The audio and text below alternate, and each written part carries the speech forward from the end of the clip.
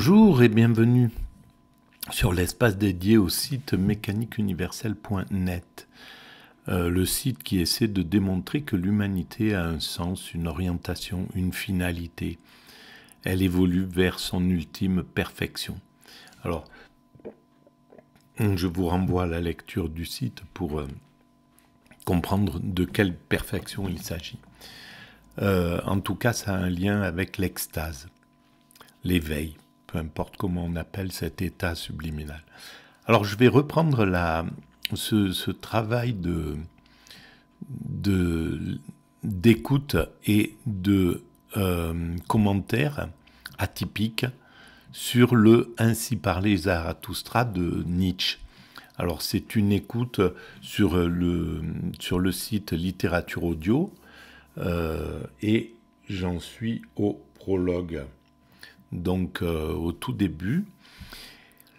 Et bien voilà, je lance donc l'audio, j'écoute et je digresse, je commente, je fais des digressions à partir de ça, et puis c'est en lien avec la théorie que j'essaie de défendre. Voilà. Allons-y. Quelqu'un de la foule s'écria « Nous avons assez entendu parler du danseur de cordes. Faites-nous le voir maintenant. » Et tout le peuple rit de Zarathustra. Mais le danseur de cordes, qui croyait que l'on avait parlé de lui, se mit à l'ouvrage. 4. Zarathustra, cependant, regardait le peuple et s'étonnait. Puis il dit « L'homme est une corde tendue entre la bête et le surhumain. Une corde sur l'abîme. Il est dangereux de passer de l'autre côté. » Alors, très intéressant. Donc, il a bien intégré, en somme, la vision qui faisait jour au XIXe siècle de notre origine primate, en somme, de notre origine dans le milieu de la nature. Et on en a encore beaucoup de cette influence. Elle est encore très présente dans l'homme constructeur que nous sommes, mais qui va vers cet humain, vers l'homme, vers le surhumain, quoi, en somme. Dangereux de rester en route, dangereux de regarder en arrière. Frisson et arrêt dangereux. Ce qu'il y a de grand en l'homme, c'est qu'il est un pont et non un but. Alors ça, c'est vraiment intéressant parce que sur ma théorie, en fait, souvent, j'ai été confronté à ces retours en arrière, en réalité, qu'on retrouve dans les visions extrémistes, par exemple dans le nazisme. C'est une tentative de réinstaurer des moments passés de notre histoire. Ou dans le fascisme, c'est pareil, le retour à Rome, ou le retour à des façons archaïques de vivre. Et quand on fait un retour en arrière comme ça, eh bien on en revit les mêmes souffrances, les mêmes malheurs, les mêmes conditions. Et en fait, c'est ce qu'ont vécu le peuple italien et le peuple allemand, en suivant justement ces guides qui leur disaient qu'il était préférable de revenir en arrière, en somme, de restaurer des époques révolues.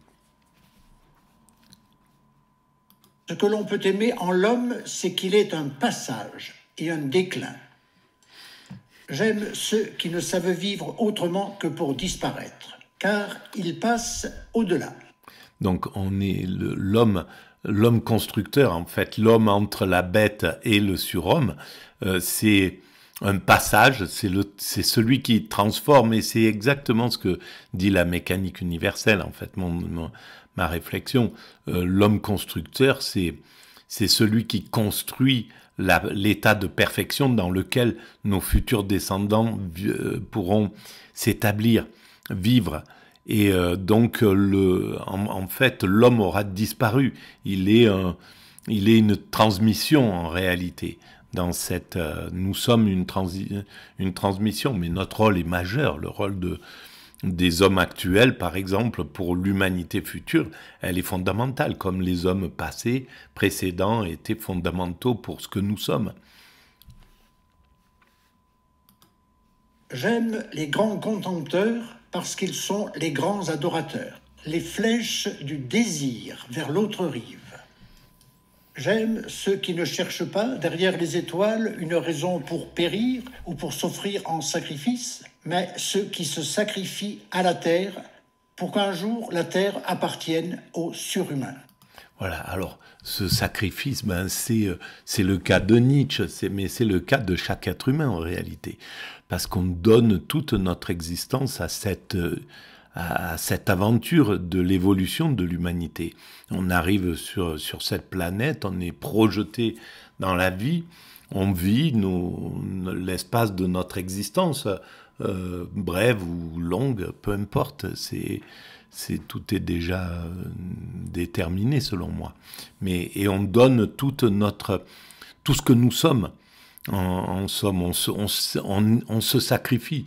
En réalité, on est des sacrifiés d'une certaine façon. Mais en récompense, on a droit à du plaisir, on a droit à toute la saveur de la vie. C'est la récompense pour notre travail de construction de ce surhumain, de cette perfection vers laquelle l'humanité se dirige. J'aime celui qui vit pour connaître et qui veut connaître afin qu'un jour vive le surhumain, car c'est ainsi qu'il veut son propre déclin. J'aime celui qui travaille et invente pour bâtir une demeure au surhumain, pour préparer à sa venue la terre, les bêtes et les plantes. Voilà, et il reste bien sur la terre, les bêtes, les plantes. Parce qu'en réalité, tout ce qu'on construit là, c'est voué à être dépassé en réalité. La technologie, la technique, l'homme accompli ou le surhumain, peu importe comment on va appeler ça, et peut-être que Nietzsche lui donne une autre saveur que celle que je lui attribue, mais en réalité, on construit... voilà, je ne me souviens plus ce que je voulais dire. Ainsi qu'il veut son propre déclin. J'aime celui qui aime sa vertu, car la vertu est une volonté de déclin et une flèche de désir. J'aime celui qui ne réserve pour lui-même aucune parcelle de son esprit, mais qui veut être tout entier l'esprit de sa vertu, car c'est ainsi qu'en esprit, il traverse le pont. J'aime celui qui fait de sa vertu son penchant et sa destinée, car c'est ainsi qu'à cause de sa vertu, il voudra vivre encore et ne plus vivre. J'aime celui qui ne veut pas avoir trop de vertu. Il y a plus de vertu en une vertu qu'en deux vertus. C'est un nœud où s'accroche la destinée. J'aime celui dont l'âme se dépense, celui qui ne veut pas qu'on lui dise merci et qui ne restitue point, car il donne toujours et ne veut point se conserver. J'aime celui qui a honte de voir le dé tomber en sa faveur et qui demande alors « Suis-je donc un faux joueur ?» car il veut périr.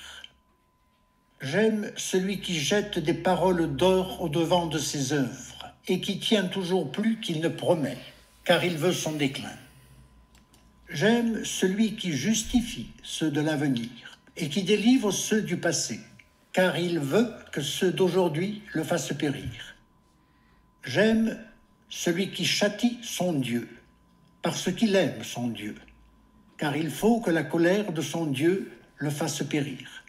Voilà, en réalité, tout ce qu'il critique même au départ sur l'homme, ce qu'il va, quand il va critiquer les hommes d'être aussi inconscients, aussi insouciants, et en même temps il les aime, et il aime même ceux qui se donc ceux qui s'intéressent au divin. Donc il n'y a pas, selon moi, Nietzsche, il doit s'attaquer à la religion, c'est fondamental. À son époque, à l'époque où il a vécu, la religion était extrêmement oppressive, donc c'était légitime qu'on s'attaque à la religion et au dogme de la religion.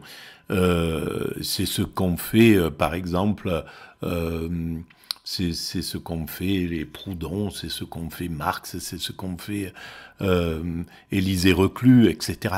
Mais en fait, c'était parce qu'ils étaient contraints. Le pouvoir du religieux sur la pensée était trop intense, sur la liberté de penser, elle était trop intense. Et donc, il fallait bien se bagarrer. Maintenant, ça paraît complètement absurde de se battre contre le religieux, voilà, cette guerre est dépassée, quoi. Alors, peut-être, moi je parle pour l'Occident, hein, évidemment. J'aime celui dont l'âme est profonde, même dans la blessure. Celui qu'une petite aventure peut faire périr. Car ainsi, sans hésitation, il passera le pont. J'aime celui dont l'âme déborde au point qu'il s'oublie lui-même et que toute chose soit en lui. Ainsi, toutes choses deviendront son déclin. J'aime celui qui est libre de cœur et d'esprit. Ainsi, sa tête ne sert que d'entrailles à son cœur, mais son cœur l'entraîne au déclin. J'aime tous ceux qui sont comme de lourdes gouttes qui tombent une à une du sombre nuage suspendu sur les hommes. Elles annoncent l'éclair qui vient et disparaissent en visionnaire. Voici, je suis un visionnaire de la foudre, une lourde goutte qui tombe de la nue, mais cette foudre s'appelle le surhumain. Mais c'est clair que c'est un visionnaire de tout ce qu'il dit. Il est époustouflant d'intelligence et puis surtout de poésie. Je vois à quel point là, il y a de la beauté qui est derrière. Par rapport au travail que j'écris, par exemple, qui est pragmatique, qui est basique, qui est naïf, qui est simpliste, qui est pas recherché, etc. Là, on sent qu'il y a une puissance créatrice, artistique, vraiment intense. 5.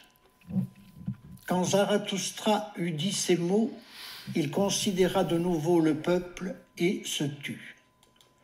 Puis il dit à son cœur, « Les voilà qui se mettent à rire. Ils ne me comprennent point. Je ne suis pas la boue. » Quand il parle à son cœur, il parle à mon sens, de lui. Quand il voit comment il est reçu, justement, il se rappelle comment il est reçu par le peuple, par la foule, par les gens, par les autres. Ce qu'il faut à ses oreilles. Faut-il d'abord leur briser les oreilles, afin qu'ils apprennent à entendre avec les yeux? Faut-il faire du tapage comme les cymbales et les prédicateurs de carême? Ou n'ont-ils foi que dans les bègues? Ils ont quelque chose dont ils sont fiers. Comment nomment-ils donc ce dont ils... Les bègues, donc, c'est ceux qui redisent constamment la même morale, les mêmes valeurs, qui reproduisent toujours les choses. Et lui, justement, il sort de ce cadre Ils sont fiers. De la répétition. Civilisation. C'est ce qui les distingue des chevriers. C'est pourquoi ils n'aiment pas, quand on parle d'eux, entendre le mot de mépris. Je parlerai donc à leur fierté. Je vais donc leur parler de ce qu'il y a de plus méprisable. Je veux dire le dernier homme. Et ainsi Zarathustra se mit à parler au peuple. Il est temps que l'homme se fixe à lui-même son but. Il est temps que l'homme plante le germe de sa plus haute espérance. Maintenant, son sol est encore assez riche. Mais un jour, ce sol sera pauvre et stérile, et aucun grand arbre ne pourra plus y croître. Malheur les temps sont proches où l'homme ne jettera plus par-dessus les hommes la flèche de son désir, où les cordes de son arc ne sauront plus vibrer. Je vous le dis, il faut porter encore en soi un chaos pour pouvoir mettre au monde une étoile dansante. Je vous le dis, vous portez en vous un chaos. Malheur, les temps sont proches où l'homme ne mettra plus d'étoiles au monde. Malheur, les temps sont proches du plus méprisable des hommes, qui ne sait plus se mépriser lui-même. Voici. Et là, je pense qu'il a entrevu finalement ce vers quoi l'humanité allait. Et c'est le XXe siècle nous a apporté devant cet homme qui n'est même plus qui n'a même plus les valeurs de l'homme en réalité, qui va pouvoir pousser des êtres humains en 14-18 dans les tranchées, les faire mourir par millions et reproduire ça 20 ans plus tard, etc. Et puis le reproduire aujourd'hui et montrer en réalité à quel point on est déconnecté et de l'homme, à quel point la science, la technologie nous ont écartés de tout ça. On doit passer par cet état de chaos. Voilà, peut-être la seule chose, c'est que Nietzsche, à ce moment-là, ne comprenait pas l'importance du chaos dans l'évolution de l'humanité quand le niveau de conscience est trop bas, tant que le niveau de conscience est trop bas, le chaos, la guerre, la violence, la destruction, la peur, l'angoisse, enfin bref, la souffrance, toutes ces dimensions sont à l'œuvre en réalité. Et c'est peut-être ce qui, voilà,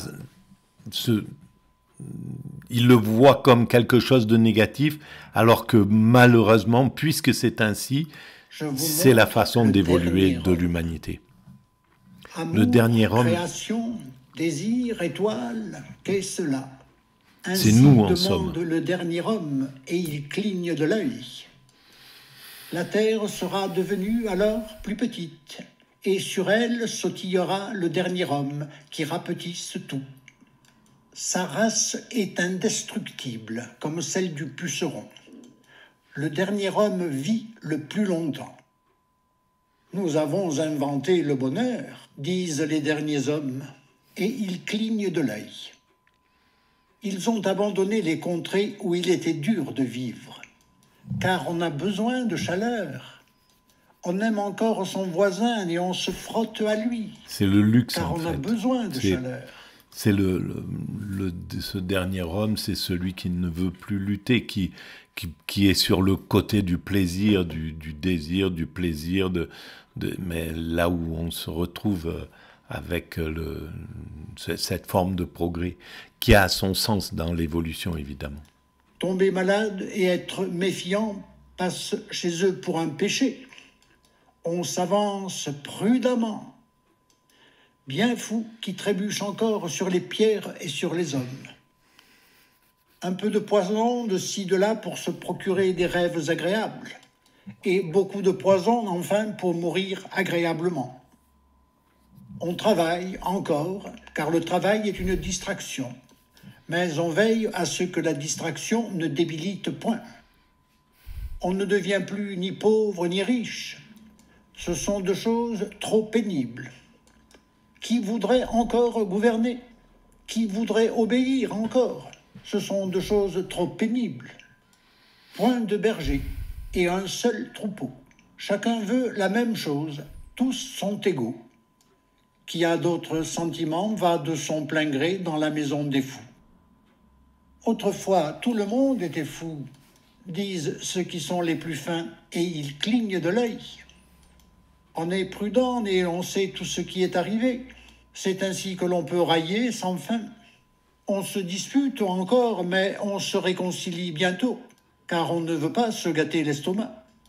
On a son petit plaisir pour le jour et son petit plaisir pour la nuit, mais on respecte la santé. Nous avons inventé le bonheur, disent les derniers hommes, et ils clignent de l'œil. Ici finit le premier discours de Zarathustra, celui que l'on appelle aussi le prologue, car en cet endroit il fut interrompu par les cris et la joie de la foule. « Donne-nous ce dernier homme, ô Zarathustra !» s'écriait-il. « Rends-nous semblables à ces derniers hommes, nous te tiendrons quitte du surhumain. » Et tout le peuple jubilait et claquait de la langue. Zarathustra, cependant, devint triste et dit à son cœur « Ils ne me comprennent pas, je ne suis pas la bouche qu'il faut à ses oreilles. Trop longtemps, sans doute, j'ai vécu. » Ils ne me comprennent pas. En réalité, peut-être il parlait d'eux dans ce dernier homme.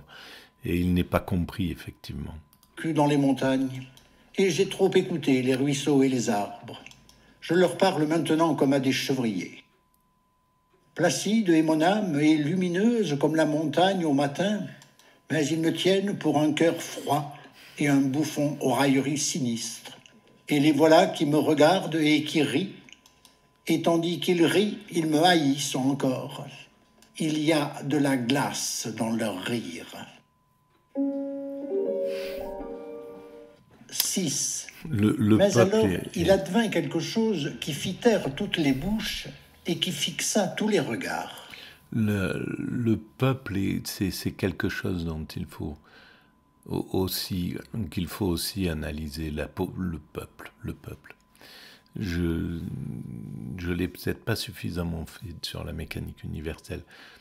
Je lui donne tout mon amour sans